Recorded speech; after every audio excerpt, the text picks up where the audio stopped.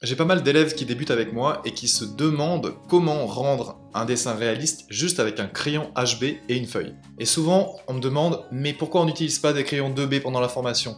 Pourquoi on va pas utiliser des crayons 4B pour pouvoir rendre les contrastes ?» C'est une question qui me revient tout le temps, et pourtant, la réponse elle est simple. Avec un crayon HB, ou même 2H, on peut rendre une scène réaliste. Je suis sûr que certains d'entre vous qui ont un petit coup de crayon déjà se demandent « mais non, tu dis n'importe quoi, c'est mieux avec un crayon 2B, 4B, 6B, des noirs bien intenses, c'est ce qu'il faut pour un dessin ». Eh ben ça, je peux te dire que c'est un mythe, et je vais te le prouver dans cette vidéo.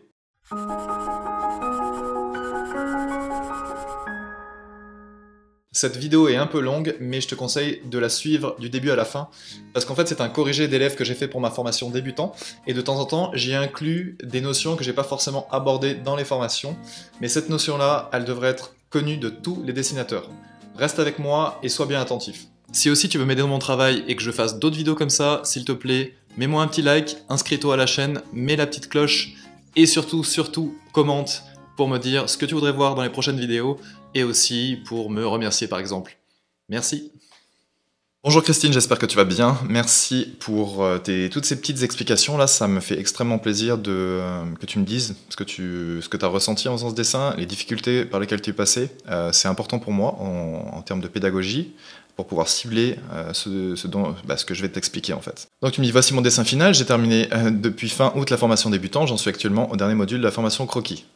Je vois que tu as bien attendu, tu as bien laissé macérer tout ça, mais tu as bien fait en fait, parce que ton dessin est plutôt bon, donc félicitations à toi. Tu m'as dit ensuite, en effet, j'ai mis du temps à me décider pour réaliser ce dessin, l'image ne m'inspirait pas beaucoup, aucune vie, gazon tendu, étayé, gros pot de fleurs, bref, tout ce que je n'aime pas trop.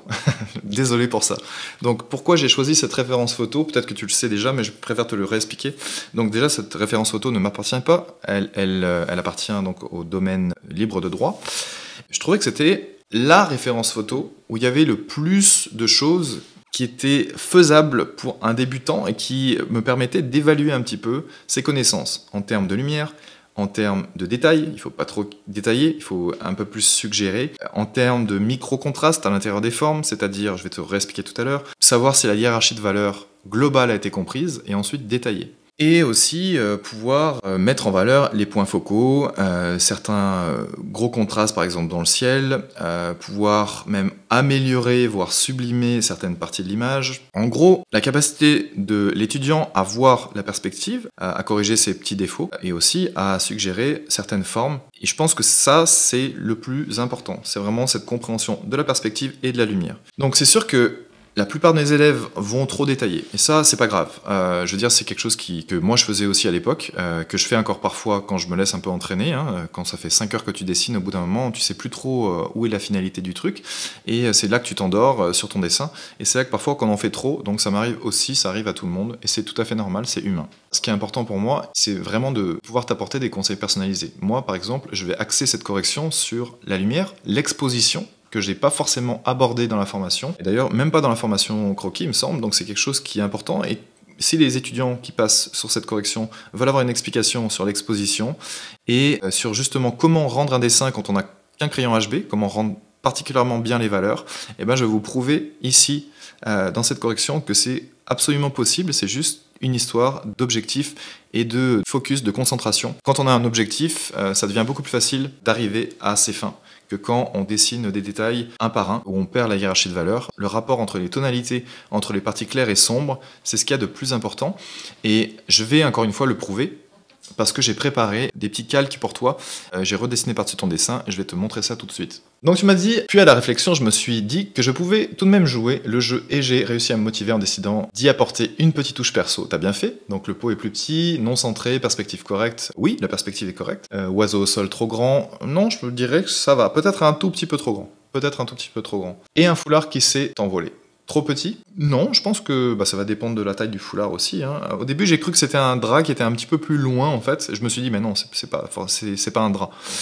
Si c'est un foulard, je pense que j'aurais corrigé quelques contrastes à l'intérieur des plis ici.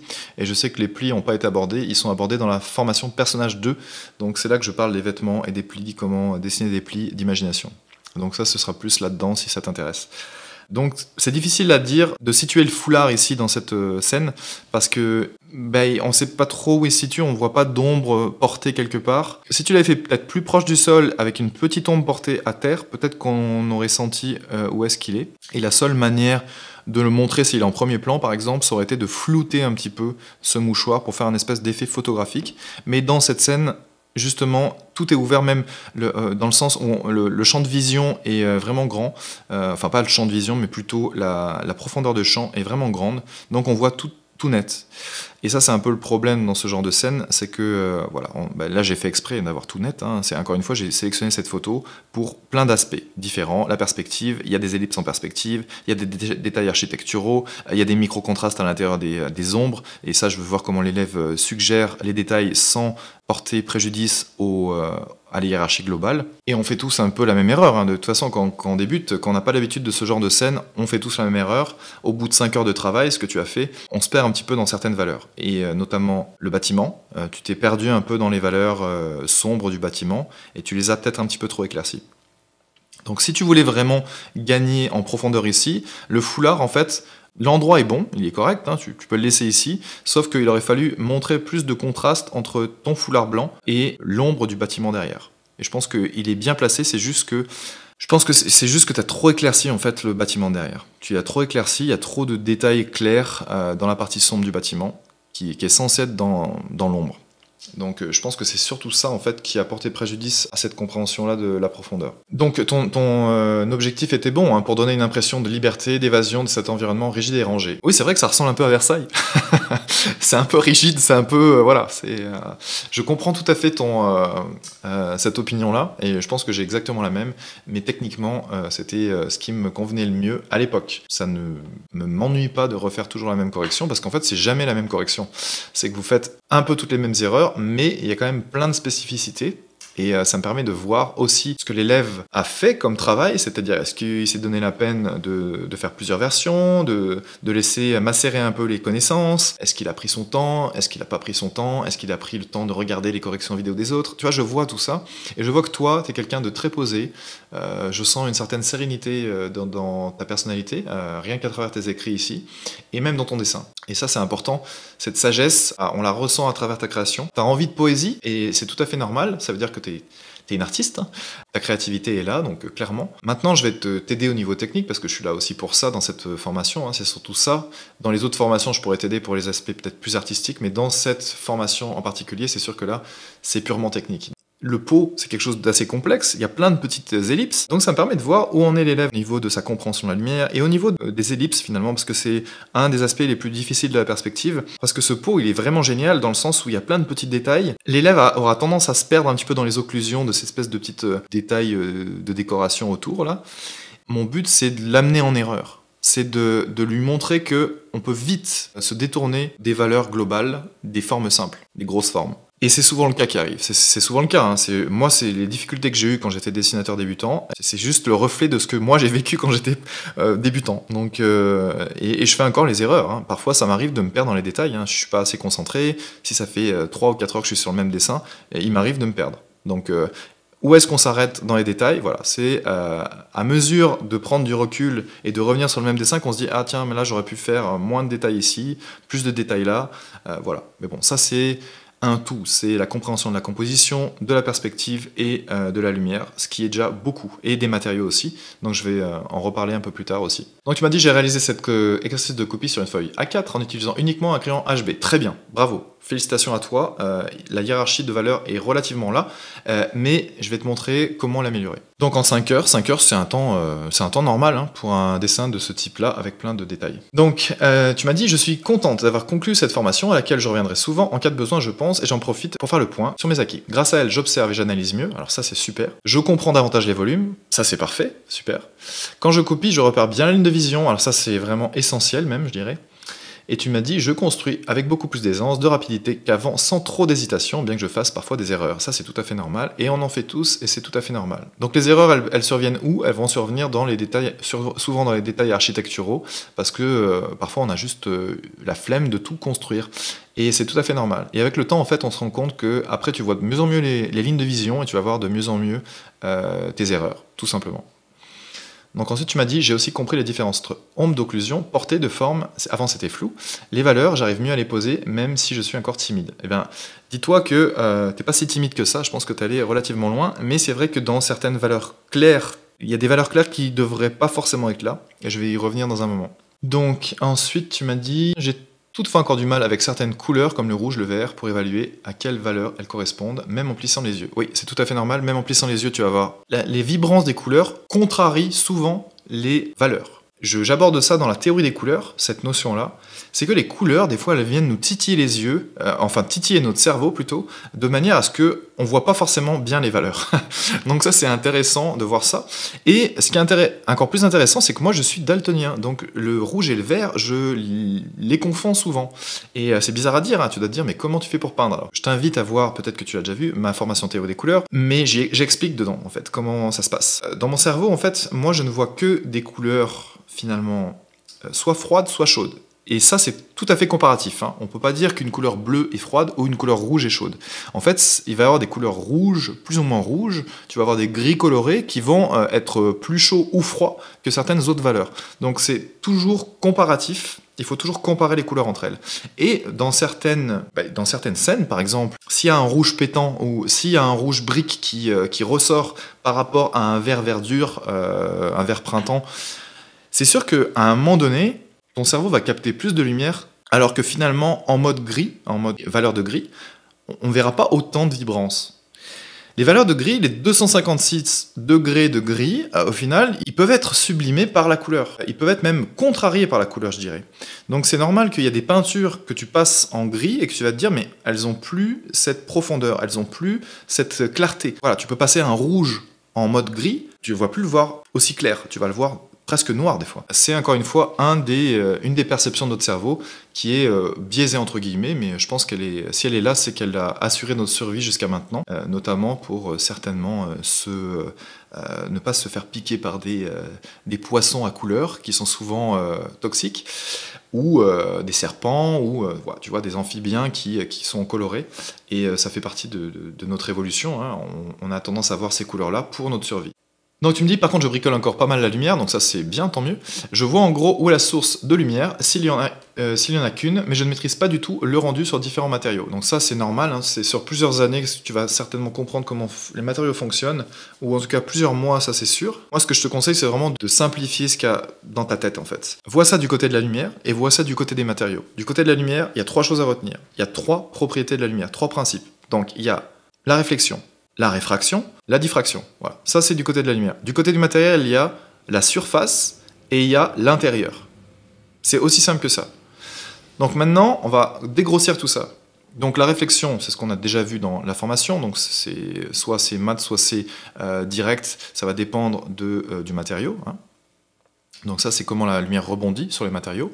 Donc ça peut être sur la surface d'un matériel, ou ça peut être à l'intérieur d'un matériel. Il peut y avoir les deux, parce que si le matériel est transparent, il va y avoir de la réflexion aussi à l'intérieur du matériel. Donc il faut savoir si c'est une réflexion de surface ou si c'est une réflexion à l'intérieur. Donc il y a la réfraction c'est plus dans le verre que ça va se faire, donc dans une bille en verre par exemple, ou un verre pour boire. Donc tu vas avoir justement la lumière qui traverse le matériel, mais qui va être déviée par justement le matériau, et tu vas voir les choses parfois à l'inverse.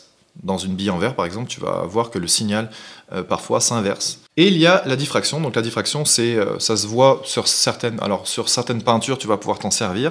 Mais en général, on s'en sert pas trop. Ces propriétés dans le monde vivant, enfin dans le monde visuel, vont pas être super visibles par rapport à la réflexion et par rapport à la réfraction. Et il y a aussi le matériel. Le matériel, c'est est-ce qu'il laisse passer de la lumière ou pas. Si par exemple tu as une bille en chrome, ça va faire effet miroir, il y aura 100% de réflexion directe et tu vas voir tout ce qui se passe dans l'environnement quasiment à l'identique. Donc ça c'est une chose.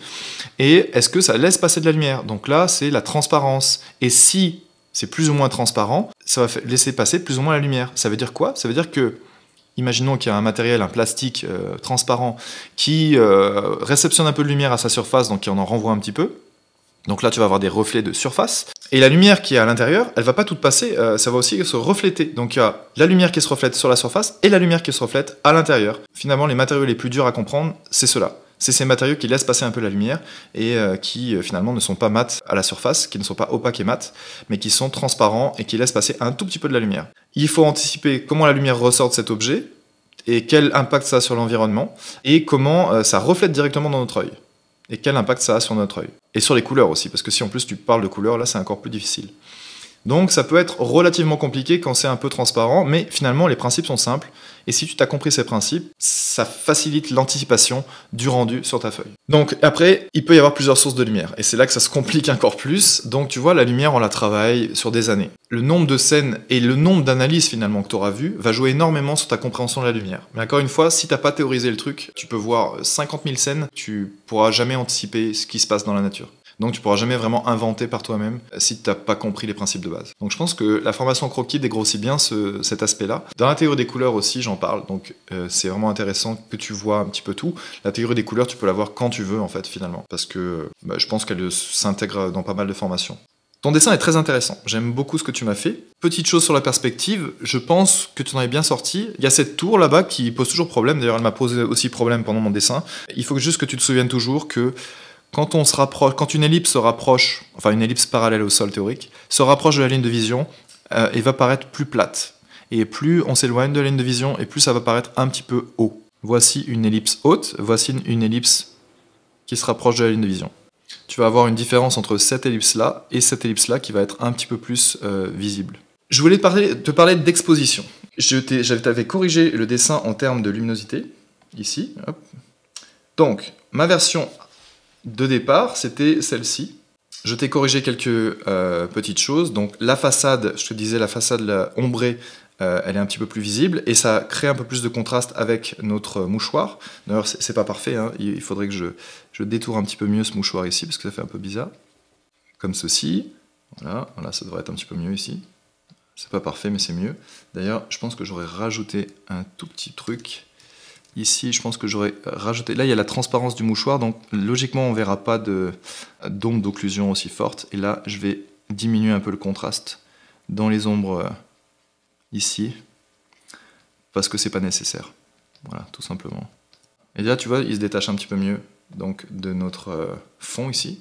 Je voulais c'est marrant parce que j'allais utiliser le terme exposer, mais je voulais t'exposer un petit peu ce que j'ai fait donc, dans justement l'exposition. Donc ici, j'ai juste redonné un petit peu de directionnalité de la lumière. Mais c'est pas suffisant pour être réaliste. Parce que pour être réaliste, il faut soit jouer sur la lumière, soit jouer sur l'ombre. Donc soit tu peux te dire que ton œil réagit un peu comme un appareil photo. En plus sophistiqué, mais grossièrement c'est le cas. Ce qu'on va faire, c'est qu'on va décontraster les détails à l'intérieur du dessin. Et les détails surtout dans les ombres, et pas dans la lumière. Donc ça c'est le premier cas d'école. C'est la sous-exposition. Je sais pas si tu as déjà fait un peu de photos. Notre œil, il fait pareil. C'est-à-dire que c'est soit il expose pour la lumière, soit il expose pour l'ombre. Et s'il expose pour la lumière, donc on va avoir plus de détails dans la lumière, et c'est, je pense, le cas de la plupart des élèves font ça, ils vont mettre des détails dans les ombres et dans la lumière. Donc ça va donner quelque chose comme ça, finalement. Là, tu as mis des détails dans les ombres et dans la lumière. Ça, c'est une image un peu plus équilibrée dans l'exposition. Et tu vois que tout à fait que tu peux réaliser ça avec un crayon HB. J'ai fait exprès de te montrer ça. D'ailleurs, je suis allé encore plus loin dans mon dessin. Ça, c'est comme si j'avais réalisé ça avec un crayon 2H. Est-ce que tu vois la scène? Est-ce que tu arrives à comprendre ce qui s'y passe? Est-ce que tu vois la hiérarchie de valeurs principale? Et est-ce que tu arrives encore à comprendre les formes? Eh bien, la réponse est, je pense, oui. J'espère en tout cas. En tout cas, moi, je les vois. Est-ce que la directionnalité de la lumière est encore là? Oui. Est-ce que j'ai suggéré autant de détails que toi? Je dirais oui. J'ai décrit autant de détails, hein, j'ai gardé finalement tes détails, sauf qu'ils sont beaucoup moins visibles. Ils sont visibles, mais dans la composition, les choses les plus importantes, qui sont ton foulard, peut-être tes oiseaux d'ailleurs, qui sont peut-être pas assez clairs, peut-être, la tour, la façade éclairée de bâtiment ici, le petit foulard qui passe devant, parce que là le foulard on peut pas le louper, et le pot, la partie éclairée du pot, et le contraste par rapport au fond ici, c'est que la partie sombre du feuillage ici, par rapport à cet avant-plan ici, de la silhouette des feuilles éclairées. Donc ça, c'est la vision du dessin faite par un dessinateur expérimenté qui veut juste dessiner avec son crayon 2H et qui a quand même compris la directionnalité de la lumière et les principes de base de la hiérarchie de valeurs. Et j'ai fait un cas inverse. Je me suis dit, maintenant, on va faire la même chose, mais on va exposer dans les ombres. C'est-à-dire que la photo va être surexposée. Ça veut dire que les valeurs claires vont être beaucoup moins visibles maintenant, beaucoup moins détaillées. Et donc, j'ai une version de ça, de la version surexposée, cette fois-ci. Et donc, on ne voit quasiment plus de détails dans la lumière, mais on voit tous les détails dans les ombres, avec un crayon de H. Donc, regarde bien la différence. Et ça, c'est avec une surexposition. Donc tu vois la nette différence. J'ai beaucoup plus exposé dans le ciel, beaucoup plus exposé dans la façade, beaucoup plus exposé par terre et surtout sur les feuilles qui sont relativement claires.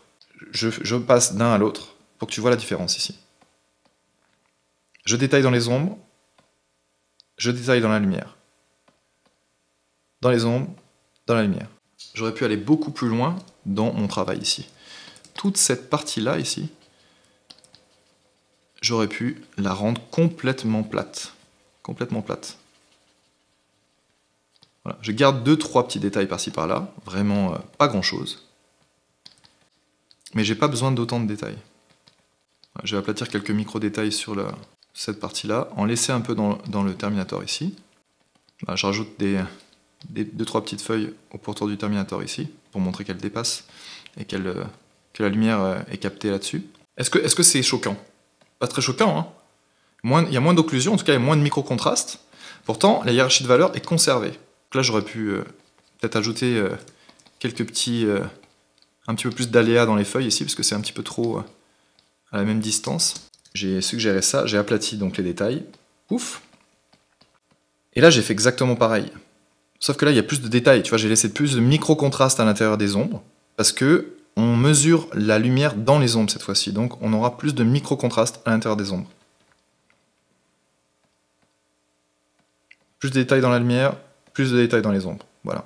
Donc ça, c'est les deux écoles, en tout cas, c'est les deux principes d'exposition de la lumière. Et d'ailleurs, tout à l'heure, j'ai fait une petite manip, j'ai activé les deux en même temps. Là, c'est comme une scène avec une explosion à côté, quoi. Donc là, un appareil photo ne pourrait ni capter les détails dans les ombres, ni capter les détails dans la lumière. Ce qu'il peut faire, c'est par contre détailler dans le Terminator, parce que c'est là où on trouve, au pourtour du Terminator, c'est là où on trouve les valeurs moyennes, notamment au-dessus du Terminator, enfin au-dessus, en tout cas à côté, dans la partie éclairée du Terminator. C'est là qu'on verra les valeurs les plus moyennes. Donc là, typiquement, ça va être dans cette partie-là, là, ça va être dans cette partie-là. Et sinon, le reste, c'est juste des surfaces planes, donc c'est un petit peu plus dur. Là, tu vas avoir dans cette partie-là aussi des valeurs moyennes. Mais grossièrement, voilà, c'est vraiment comme ça que ça se passe pour l'œil. Donc, pour l'œil et pour l'appareil photo d'ailleurs.